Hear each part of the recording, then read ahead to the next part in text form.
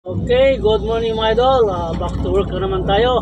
Happy Saturday sa ating lahat mga idol. Okay mga idol, shout tayo.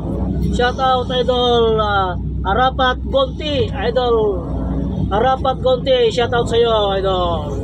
At saka si idol natin na si Dongjun.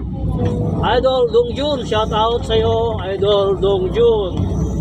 Okay, saka si idol Ronil, shout out idol Ronil, shout out.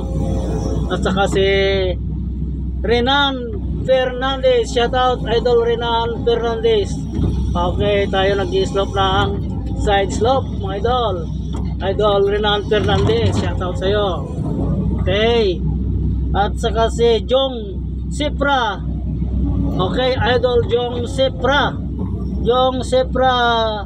Big Tracking, Jong Big Tracking idol, shout out sa iyo idol Jong Sipra Big Tracking. Yun yung isang bako natin dumating yan o. At saka si Baskis GV, idol Baskis GV, shout out sa iyo idol Baskis GV, shout out sa inyo mga idol. Yan, nandyan na yung ating isang equipment. Kaya katulong natin 290 yan mga idol. EC290 LC, yan yung Volvo.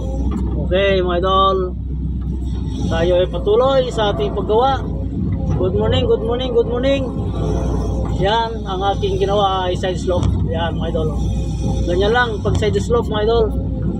Hindi natin makuha sa harapan, sa paharap na pag slope. Side slope ang gamitin natin mga idol. Ito ang technique mga idol ha, sa mga nag-umpisa ako. Paglapat nyo ng ganyan, yung ngipin nakatikit sa slope. Tapos yung dulo, yung lapat, yung dulo ng bucket sa flat nya, nakalapat din sa dulo nya. Hagurin mo ngayon ng bababa. Kailangan ang paghagod ay pa-stick in at down. Stick in at down, sabay swing. Stick in, down, sabay swing. Yan, para diretso yung pagbaba. Hindi yung papuntang paganon. Huwag ganon mga idol ha. Pangit yung slope pag ganon.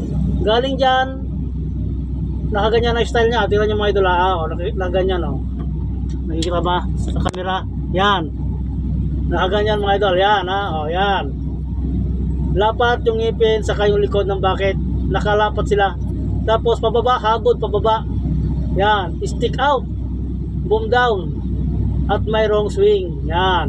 Pababa na ganyan. O kahit ganyan lang muna. Huwag muna idiritso. Dito naman. Stick out. Boom down. At swing. Di ba mga idol? Di maayos. Ganyan naman. Pababa. Stick out. Boom down. At swing. Hagurin lang pababa. Parang pag-i-slope din pag nakaharap. Saka naman dito ngayon sa baba. Para mas makokontrol. Yun, ganoon. Dahil ang lupa rito ay madaling matanggal, madaling maano. Tingnan mo, nagbubutas-butas, buo-buo. Kaya ito, buong to. Pag nagkamali ka dyan, buo yan, makatanggal. Kaya ganyan mo na lang. Gamilan mo ng ngipin. Yan, ganyan lang. Makuha lang yung linya, yung pantay ng slope. Mga idol, tandaan nyo, yan, diba? Saka nyo ngayon hagurin. O kasi hindi nahagurin niya, walang problema. Ganyan. Tatanggalin yung lupa rito. Okay? Diba? Ganyan lang ang aking mamibigay na technique mga idol sa side slope. God bless sa ating lahat.